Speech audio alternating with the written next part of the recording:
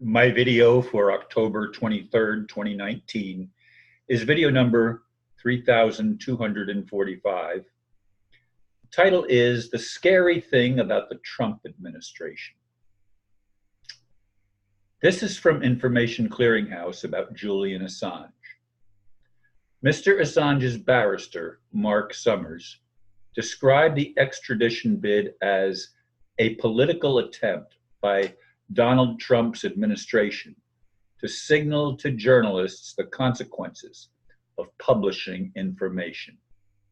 It is legally unprecedented, he told the court. Mr. Summers said there was a direct link between Mr. Trump's election and the reinvigoration of the investigation, which had concluded under Barack Obama's presidency without any charges against Mr. Assange. The barrister also claimed the U.S. has been actively engaged in intruding into privileged discussion between Assange and his lawyers in the Ecuadorian embassy, where the WikiLeaks founder was holed up for nearly 7 years after claiming asylum. The entire article is found here, www.informationclearinghouse.info/52424.htm, remove spaces. Yes, when I publish a link in the blurb, I have to remove it as a link, because then when I put my own link into the video, it messes everything up. I can't have two links in one blurb, which I do when I post my videos from YouTube to Facebook. Anyway, I have been leery all along of the Israeli connection to Donald Trump. I know that it's the Christian right that got him elected. I know that. And the Christian right has been wrong about many things. Their whole pre-tribulation rapture and all their interpretation of things that I was taught when I was a kid are wrong.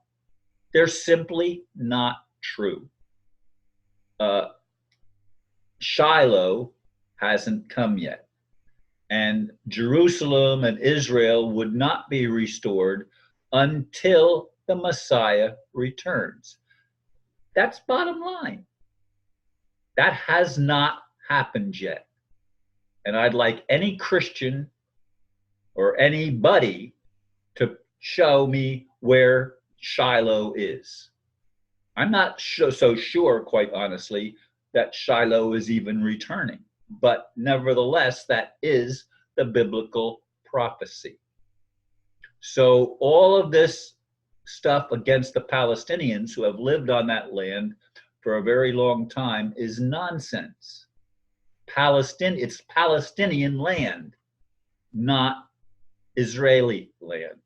Now, do I think that Jews should have a right to go there and live? Yes, but not to make war with the Palestinians, take them off their own property that their families have lived on for generations, and just commit all sorts of crimes against those people. Now, I have Israeli friends that agree with me on that. You know, it's not like everybody is on one opinion. No, there are so many different opinions, just like there is in the United States and around the world.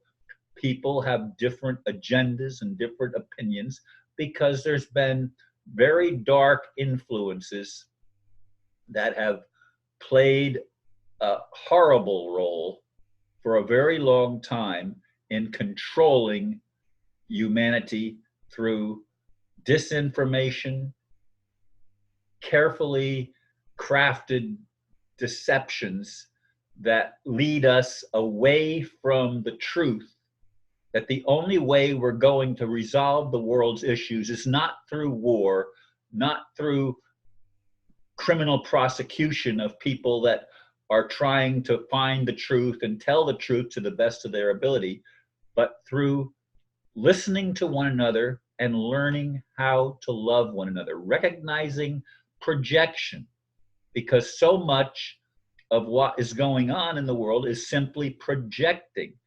The Israelis project onto the Palestinians terrorism, but the real terrorism is where the projection is coming from, not where it's headed.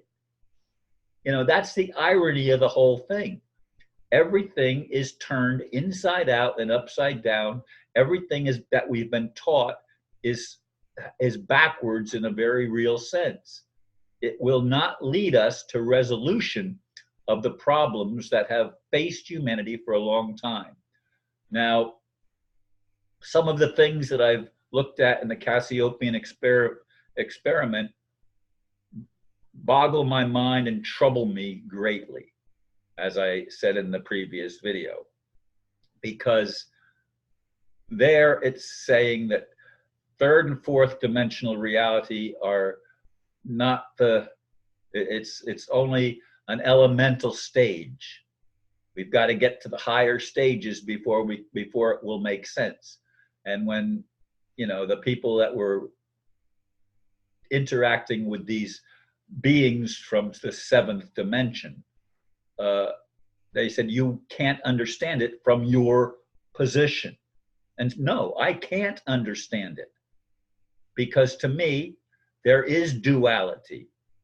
Duality exists. And unfortunately, so does dualism, which is the insanity of light and dark, truth and error fighting against each other. Love is the only solution. But how can we love when we've been taught to hate? When hatred is part of our religions, it's part of our political indoctrination, it's part of the monetary system of the entire planet. I'd like to see the positive changes I have envisioned since I was a boy.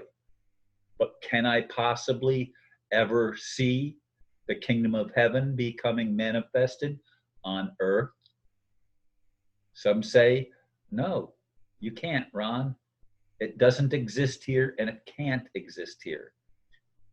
Then others say, but there's going to be a new earth and a new heaven, which is a higher dimensional reality that we haven't reached yet. All of this thing leads me to